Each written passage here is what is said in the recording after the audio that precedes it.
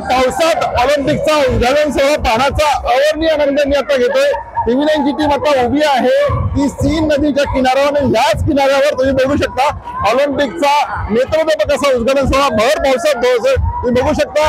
या ऑलिम्पिक मध्ये प्रथमच उद्घाटन सोहळा हा स्टेडियम बाहेर होतोय आणि जगभरातील सगळे खेळाडू अशा प्रकारच्या बोटींना संचालन देतात आणि हे सगळ्या ऑलिम्पिकचा सोहळा पाहण्यासाठी हे उद्घाटन सोहळ्याचा आनंद लुटण्यासाठी या सी नदीच्या दोन्ही किनाऱ्यावर तब्बल 3 लाख प्रेक्षकांनी गर्दी केलेली आहे आणि ह्या सी नदीच्या किनाऱ्या बाहेर येतात अनेक असे ऑलिम्पिक शौकीन आहेत ते पण आपण बघू शकता। त्यामुळे संपूर्णपणे हा ऑलिम्पिक मध्ये एक नवीन विक्रम घडलेला आहे कारण की आता ऑलिम्पिक मध्ये जो उद्घाटन सोहळा व्हायचा तो स्टेडियम मध्ये व्हायचा।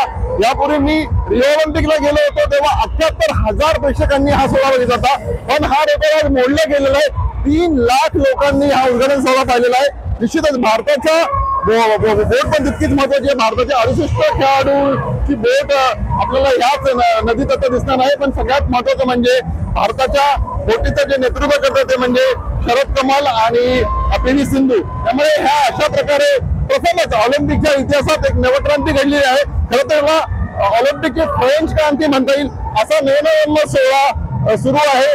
त्यामुळे आता उद्घाटन सोहळा संपल्यानंतर सगळ्या जगाच्या नजरा लागणार आहे की ऑलिम्पिक मध्ये मेडलच्या क्रमवारीत कोण बाजी मारते। या सगळ्या अपडेट ऑलिम्पिकच्या अपडेट आणि भारत नेमकं कुठे असणार हे आपण जाणून घ्या फक्त TV9 वर माझ्यासोबत संजय दुधाने TV9 Marathi Paris Olympic France.